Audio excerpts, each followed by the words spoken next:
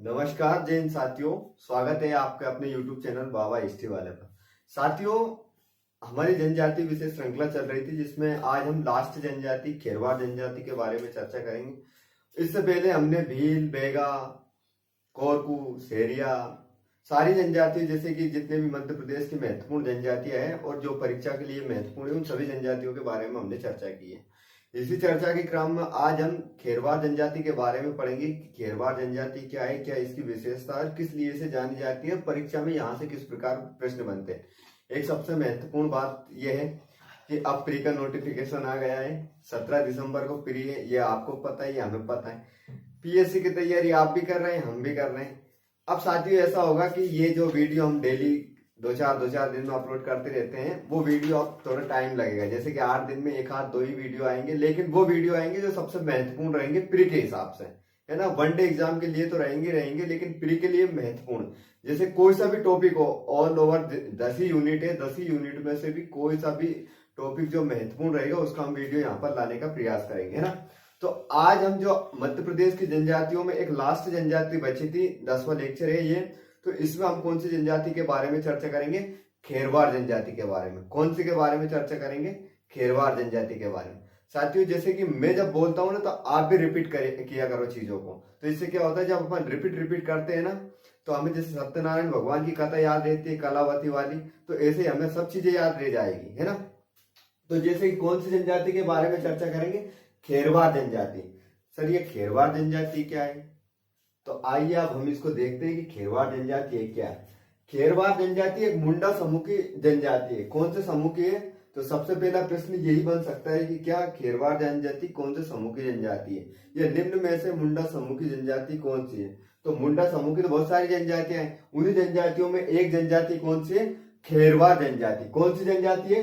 खेरवाड़ जनजाति। अब इसका क्षेत्र कौन सा है कि ये मध्य प्रदेश में कौन से क्षेत्र में निवास करती है? कहां पर करती है? तो विंध्य और बघेलखंड क्षेत्र में ये निवास करती है। विंध्य और बघेलखंड क्षेत्र कौन सा? मध्य प्रदेश का पूर्वी क्षेत्र में ये जनजाति निवास करती है। दूसरा है, अगर इनके धर्म की बात करते हैं कि ये जनजाति कौन से धर्म को मानती है, मतलब कि ये जनजाति कौन से धर्म को मानती है, तो ये जनजाति हिंदू धर्म को मानती है। हिंदू धर्म का मतलब ये बजरंग बली की पूजा भी करेंगे, ये कृष्ण की पूजा भी करेंगे, ये राम की पूजा भी करेंगे, ये शिव की पूजा भी करेंगे।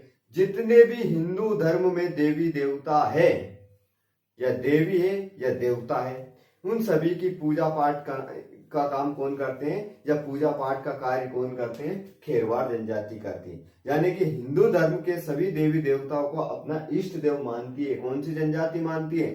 खेरवाड़ जनजाति मानती है। दूसरा, इनमें कुछ महत्वपूर्ण वृक्ष हैं जिनकी पूजा ये करते हैं। इससे स्पष्ट हो जाएगा कि ये हिंदू धर्म के उपासक जनजाति है। जैसे कि पीपल का वृक्ष, नीम का वृक्ष, नाग देवता, बिच्छू महाराज, इन सभी की पूजा ये करते हैं। ना कि बिरजू महाराज, बल्कि बिच्छू।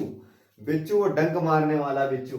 अब भाई साहब, एक बहुत बड़ा क्या है, कंफ्यूजन रहता है लोगों के दिमाग में।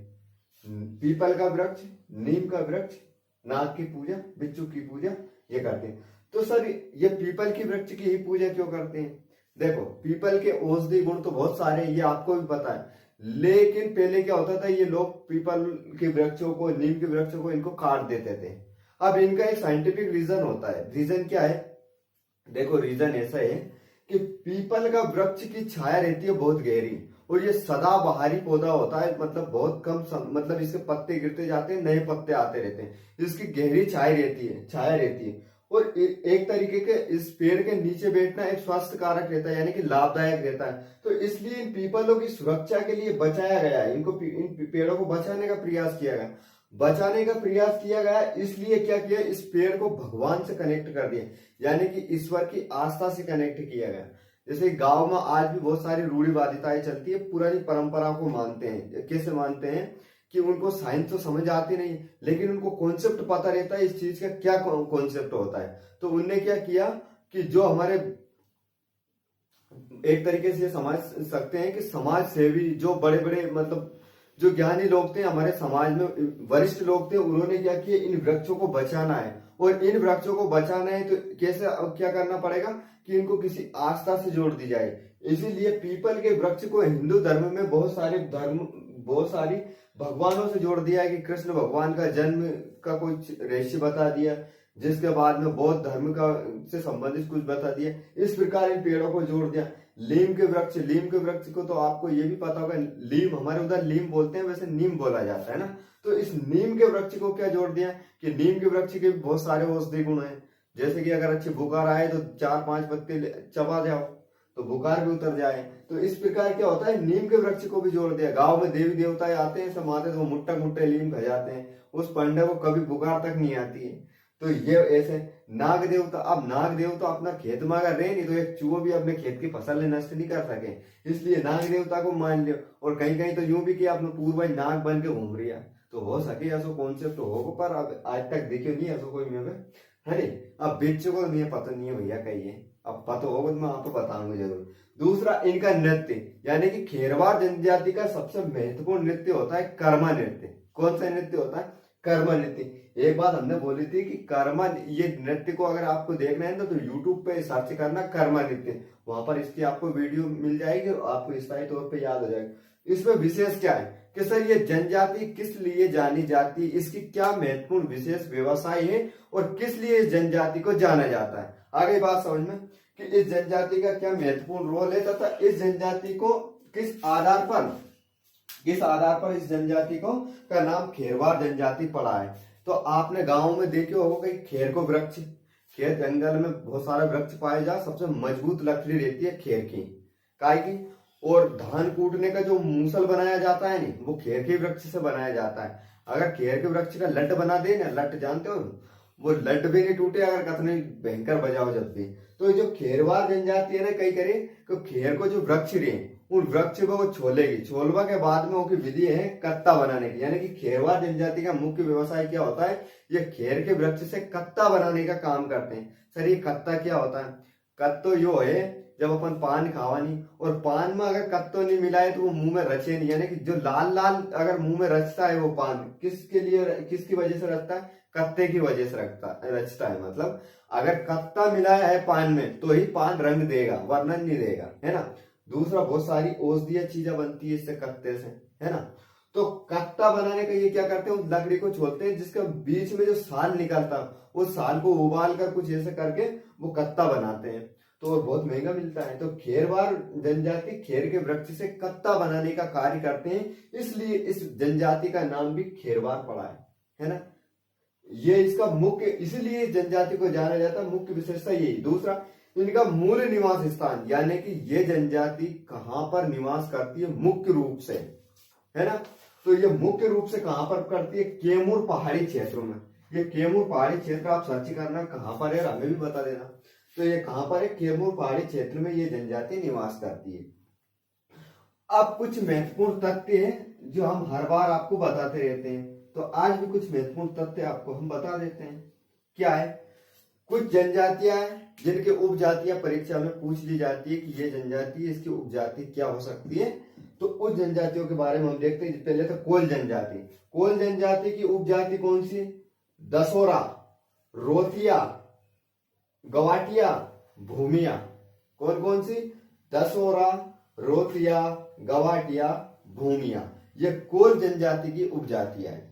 दूसरा कोरकू जनजाति। कोरकू जनजाति में रूमा, पटारिया, बवारिया, बोबई, बड़ोया। कौन कौन सी? रूमा, पटारिया, कौन सी? पटारिया, बवारिया, बोबई और बड़ोया। ये कौन सी? कोरकू जनजाति की उपजाति। दूसरी एक और है, तीसरी बेगा जनजाति। ये जनजाति जिसमें कुरका बेगा। कौन सी?